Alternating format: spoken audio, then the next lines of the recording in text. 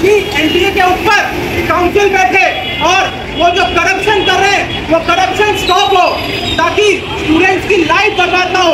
NDA जो students की life बर्बाद कर रही है, ये अखिल भारतीय विद्यार्थी परिषद कभी सहन नहीं करेगी और उसके खिलाफ देश भर में आंदोलन कर रही है।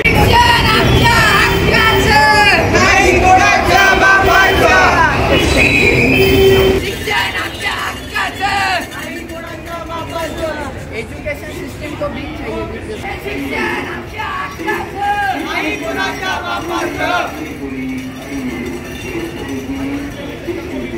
4 जूनला संपूर्ण देश हा लोकसभेच्या निकालावर डोळा ठेवून होता, पण त्याच वेळी या नीट प्रशासनाने आणि एनडीए प्रशासनाने 4 जूनला नीटच्या विद्यार्थ्यांचे निकाल लावले।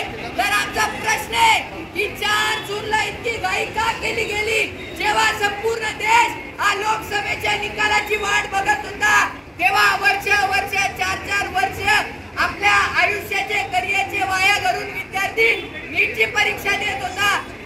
4 वर्ष तो नीटच्या परीक्षेची तयारी करत होता आणि जेव्हा 4 जूनला निकाल लागला तर या निकालामध्ये इतका गोंधळ झाला।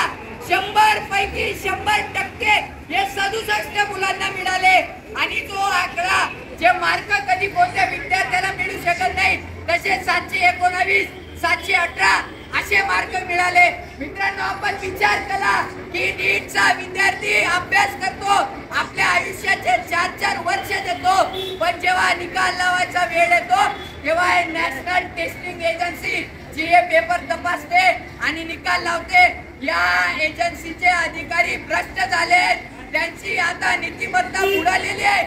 विद्यार्थ्यांच्या आयुष्याची खेळण्याचा हा प्रयत्न आहे। नीटच्या विद्यार्थ्यांवर जर का आज हा प्रश्न उठत असेल, विद्यार्थी 4 वर्ष वाया घालतो, तो अभ्यास करतो आणि निकालाच्या दिवशी फक्त यांच्या भ्रष्टाचारापोटी त्याच्या पदरामध्ये फक्त आणि फक्त निराशा पडते। तर आज या ठिकाणी अखिल भारतीय विद्यार्थी परिषदेकडून आम्ही या परिसरामध्ये भीक मागो आंदोलन करतो आणि जर का या एनडीएच्या आणि नीट प्रशासनाच्या अधिकाऱ्यांकडे पैसे नसतील, पगारावर त्यांचं पोट भरत नसेल, तर आम्ही त्या भीक मागतो आणि भीक मध्ये मिळालेले पैसे या एनडीएच्या त्या भ्रष्ट अधिकाऱ्यांपर्यंत देतो। मी तुम्हाला सगळ्यांना विनंती करतो, हे अधिकारी भ्रष्ट झाले, यांना विद्यार्थ्यांच्या जीवनाशी घेणं देणं नाही। हमारे न्यूज चैनल्स को सब्सक्राइब करें, लाइक करें, कमेंट्स करें, शेयर करें और घंटी का बटन प्रेस करें ताकि आने वाली हर वीडियो और अपडेट्स की नोटिफिकेशन आप सभी को मिलती रहे। जय हिंद, जय महाराष्ट्र।